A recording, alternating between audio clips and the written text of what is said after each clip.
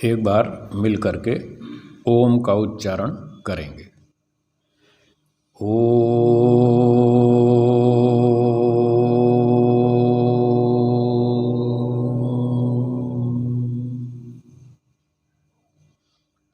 उपस्थित सज्जनों, माताओं और बहनों, आज हम सत्यार्थ प्रकाश की भूमिका को पढ़ेंगे। किसी भी ग्रंथ को समझने के लिए सबसे पहले उसकी भूमिका अवश्य पढ़नी चाहिए। भूमिका में लेखक अपना अभिप्राय स्पष्ट कर देता है कि मैं ये पुस्तक क्यों लिख रहा हूँ और इस पुस्तक में क्या लिख रहा हूँ। तो जब ये भूमिका पढ़ने वाला व्यक्ति भूमिका को समझ लेता है तो फिर उसको शास्त्र या ग्रंथ अच्छी तरह समझ में आता है और फिर वो उल्टे अर्थ भी नहीं निकालता। अगर व्यक्ति भूमिका को ठीक से ना पढ़े समझे तो पुस्तक में जो बातें बताई हैं वो कई बार उसके उल्टे अर्थ निकाल लेता है, अपने मनमाने अर्थ कर लेता है और फिर वो भ्रांति में पड़ जाता है या संशय में पड़ जाता है या उस पुस्तक का या लेखक का विरोधी बन जाता है कि ये तो कैसी कैसी बातें लिख रहा है। तो जब अभिप्राय को ठीक नहीं समझेंगे तो ऐसी समस्याएं उत्पन्न हो सकती हैं। इसलिए कभी भी कोई भी पुस्तक पढ़ें तो उसकी भूमिका अवश्य पढ़नी चाहिए। तो आज हम भूमिका को समझने का प्रयास करेंगे। मैं आरंभ करता हूँ। ओम सच्चिदानंदेश्वराय नमो नमः। महर्षि दयानंद जी ईश्वर को नमस्ते करके फिर आगे ग्रंथ लेखन करेंगे। तो पहले उन्होंने ईश्वर को नमस्ते की है। ओम ईश्वर का मुख्य नाम है और सच्चिदानंद ये भी ईश्वर का ही नाम है। इसमें 3 खंड हैं। सच्चिदानंद में 3 खंड हैं, 3 शब्द हैं। ये एक है सत, दूसरा चित्त, तीसरा आनंद। तो ईश्वर में ये 3 गुण हैं। सत का अर्थ है सत्ता, ईश्वर की सत्ता है, उसका अस्तित्व है और वास्तविक अस्तित्व है, वो कोई कल्पना नहीं है। तो इस बात को बताने के लिए सत शब्द है कि ईश्वर की सत्ता है, इसलिए उसका ये नाम ही है सत। जैसे ईश्वर के विष्णु आदि नाम हैं, ब्रह्मा है, ईश्वर है, भगवान है, ऐसा ही ये नाम है ईश्वर का सत। और वैसे सत का अर्थ सत्ता भी है, पर ईश्वर का एक नाम भी है सत। अब दूसरा है चित्त। चित्त का अर्थ होता है चेतन। तो ईश्वर चेतन है, सर्वज्ञ है, सब कुछ जानता है। चेतन का अर्थ होता है ज्ञान आदि गुणों से युक्त। तो ईश्वर चेतन है, ये चित्त शब्द का अर्थ हुआ। तो ईश्वर में ज्ञान, आनंद, बल, दया आदि, परोपकार, बहुत सारे गुण हैं। उनमें ये एक चित्त शब्द है जो चेतनता को बताता है।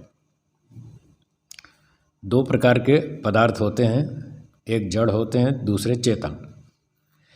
तो प्रकृति और ये सारे जगत के पदार्थ ये सब जड़ हैं। ईश्वर और आत्मा ये दोनों चेतन हैं। जड़ का अर्थ होता है जिसमें ज्ञान, इच्छा आदि गुण न हो, और चेतन का अर्थ है जिसमें इच्छा, ज्ञान आदि गुण हों। तो ईश्वर भी चेतन है, आत्मा भी चेतन है। ईश्वर चेतन ज्ञान वाला होते हुए अनंत ज्ञान वाला है, इसलिए उसको हम सर्वज्ञ कह देते हैं। और आत्मा का ज्ञान बहुत थोड़ा है, इसलिए उसको अल्पज्ञ कहते हैं। तो ये दूसरा नाम हुआ चित्त। तीसरा नाम है आनंद। ईश्वर आनंद स्वरूप है, उसमें बहुत आनंद है, अनंत आनंद है, उसका अपना स्वाभाविक आनंद है। वो अन्य किसी पदार्थ से आनंद प्राप्त नहीं करता, उसका अपना ओरिजिनल है और बहुत अधिक है। इस प्रकार से परमात्मा को सच्चिदानंद नाम से बोलते हैं। तो महर्षि जी ने सच्चिदानंद नाम से ईश्वर को स्मरण किया, और फिर आगे ईश्वर, एक और शब्द है ईश्वर। तो ईश्वर का अर्थ होता है मालिक, स्वामी, राजा, सारे ब्रह्मांड का राजा, सब प्रकृति का भी राजा और जीवात्माओं का भी राजा, सबका मालिक है वो। इस मालिक वाले अर्थ को ईश्वर शब्द से कहा जाता है। तो इस प्रकार से इस संबोधन या नमस्ते में 5 शब्द ईश्वर के वाचक यहाँ प्रस्तुत किए गए। एक तो ओम, वो सबका रक्षक है, दूसरा सत्य, तीसरा चित्त, चौथा आनंद और 5वां ईश्वर।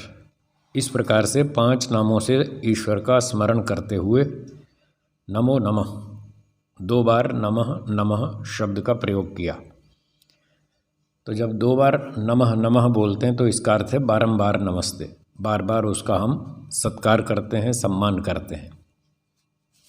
तो ईश्वर को नमस्ते की, नमो नमः, ईश्वर को बार बार नमस्ते। अब भूमिका आरंभ होती है।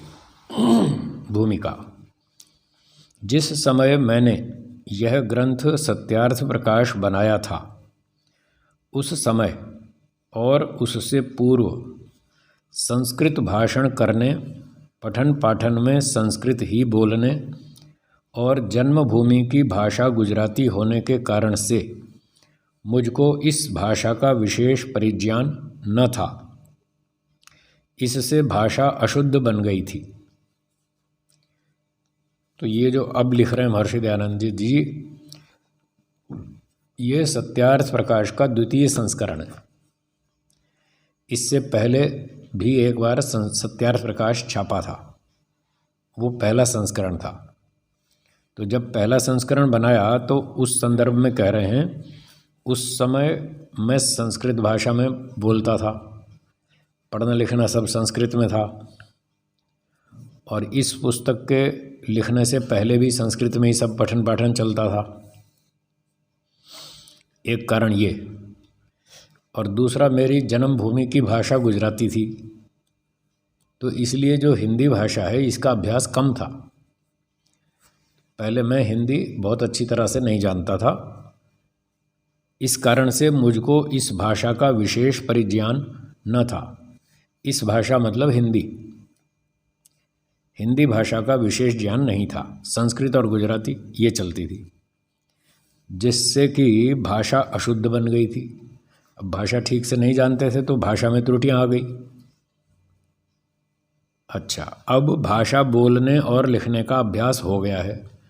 अब मैंने फिर हिंदी भाषा को लिखना, बोलना, पढ़ना, सीखना सारा अभ्यास किया। तो अब मेरा लिखने बोलने का अभ्यास अच्छा हो गया है। इसलिए इस ग्रंथ को भाषा व्याकरण अनुसार शुद्ध करके दूसरी बार छपवाया है। अब ये दूसरा संस्करण है। तो जो गलतियां थी वो ठीक कर दी।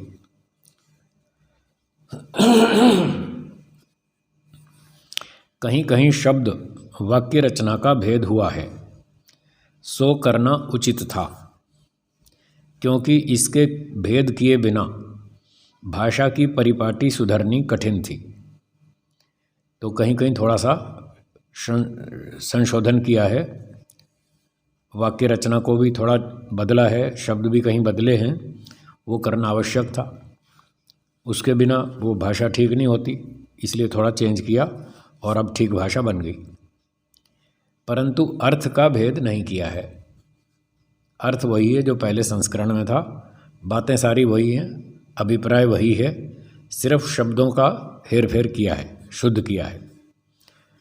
प्रत्युत विशेष तो लिखा गया है, यानी पहले संस्करण में कुछ बातें जो लिखी थी उससे अलावा और नई बातें तो जोड़ दी हैं इस द्वितीय संस्करण में। जो पहले संस्करण में नहीं लिखी थी, कुछ आवश्यक लगी और जोड़ दी, और कुछ भाग छपने से रह गया था वो भी जोड़ दिया साथ में। इस प्रकार से जो प्रथम छपने में कहीं कहीं भूल रही थी वह निकाल शोध कर ठीक ठीक कर दी गई है। तो जो गलतियां थी वो ठीक कर दी।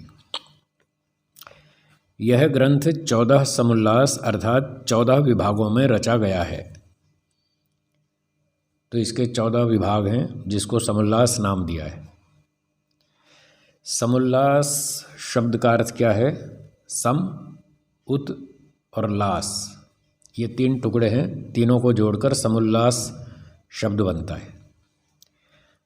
तो उल्लास तो आप सुनते ही रहते हैं, उल्लास, प्रसन्नता, उत्साह, जोश, तो उसमें सम और जोड़ दिया पहले, तो समुल्लास हो गया। तो बहुत उत्साहजनक बातें हमने यहाँ लिखी हैं। समुल्लास का अर्थ हुआ ऐसी बातों का संग्रह जो बहुत उल्लास वाली हैं, उत्साहवर्धक हैं, सच्ची बातें हैं, हमें आनंद देने वाली हैं, इस प्रकार की बातें यहाँ पर लिखी हैं। तो वैसे सामान्य प्रचलित शब्द में उसको अध्याय कह देते हैं हम, ये पहला अध्याय, दूसरा अध्याय, तीसरा अध्याय। तो वो जो अध्याय शब्द था उसके स्थान पर समुल्लास रख दिया कि यह आनंद बढ़ाने वाली, विज्ञान को बढ़ाने वाली बातें हैं, इसलिए हम उसको समुल्लास नाम से बोलेंगे। तो इसमें 14 विभाग हैं जिनको 14 समुल्लास के नाम से कहा है। इसमें 10 समुल्लास पूर्वार्ध और 4 उत्तरार्ध में बने हैं। तो 14 के 2 भाग कर दिए, 10 और 4। पूर्व माने पहला, अर्ध माने आधा। पूर्वार्ध का मतलब हुआ पहला आधा हिस्सा। सत्यार्थ प्रकाश के 2 भाग कर दिए, एक पहला आधा हिस्सा, एक उत्तरार्ध, बाद वाला, उत्तर माने बाद वाला। तो बाद का जो आधा हिस्सा है उसमें 4 समुल्लास और पहले के आधे हिस्से में 10 समुल्लास। इस प्रकार से 14 समुल्लासों के 2 भाग कर दिए। परंतु अंत्य के 2 समुल्लास और पश्चात स्वसिद्धांत किसी कारण से प्रथम नहीं छप सके थे, अब वे भी छपवा दिए हैं। तो 14 में जो अंतिम वाले 2, 13 और 14, वो पिछली बार नहीं छप सके थे, कुछ कारण से दिक्कत आ गई तो वो नहीं छप सके थे, तो अब वो भी छाप दिए। और उसके 14 के बाद फिर एक प्रसंग और है, स्वमंतव्य प्रकाश, वो भी पिछली बार नहीं छप सका था, उसको भी छाप दिया इस बार। तो 14 समुल्लास और स्वमंतव्य प्रकाश, इतनी बातें इस बार दूसरे संस्करण में छपवा दी। अब 14 समुल्लासों के विषय बताएंगे कि इन समुल्लासों में क्या क्या लिखा है। प्रथम समुल्लास में ईश्वर के ओंकार आदि नामों की व्याख्या है कि ईश्वर का नाम ओम है, विष्णु है, ब्रह्मा है, महेश है, गणेश है, शिव है, पार्वती है, बहुत सारे नाम हैं। तो ये सारे नामों की व्याख्या प्रथम समुल्लास में। द्वितीय समुल्लास में संतानों की शिक्षा, कि संतानों को कैसी शिक्षा करनी चाहिए, माता पिता कैसी कैसी बातें उनको सिखाएं बचपन से ही। 5 साल से छोटे बच्चों को क्या सिखाएं और फिर 5 से थोड़े बड़े हों तो फिर आगे क्या सिखाएं। तो बचपन में बच्चों को क्या सिखाना चाहिए, इस विषय को द्वितीय समुल्लास में बताया है।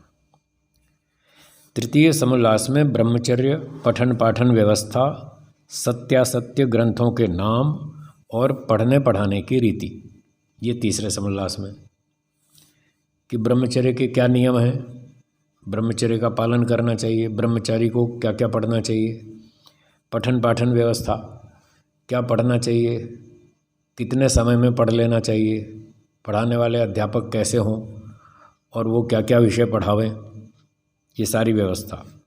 और सत्य असत्य ग्रंथों के नाम बताए गए कि ये ग्रंथ सत्य हैं, ऋषियों के हैं, वेद और ऋषियों के ग्रंथ सत्य हैं, और ये ऋषियों के जो नहीं हैं, अन ऋषियों के बनाए ग्रंथ हैं, सामान्य विद्वानों के, लौकिक व्यक्तियों के, जिनका ज्ञान शुद्ध नहीं है, अशुद्ध ज्ञान है, वो उल्टी सीधी पुस्तक बनाते हैं, उसमें आधी बातें ठीक लिखते हैं, आधी गड़बड़ करते हैं।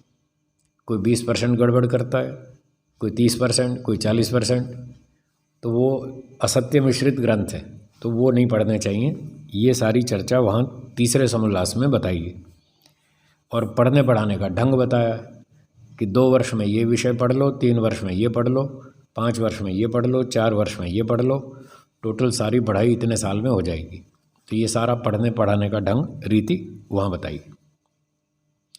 और ये भी बताइए कि कन्याओं के और पुरुषों के गुरुकुल अलग अलग होने चाहिए, को एजुकेशन नहीं होना चाहिए, सेपरेट एजुकेशन होनी चाहिए। पुरुषों की पाठशाला अलग, स्त्रियों की पाठशाला अलग। तो ये सारी विधि तीसरे समोल्लास में बताई।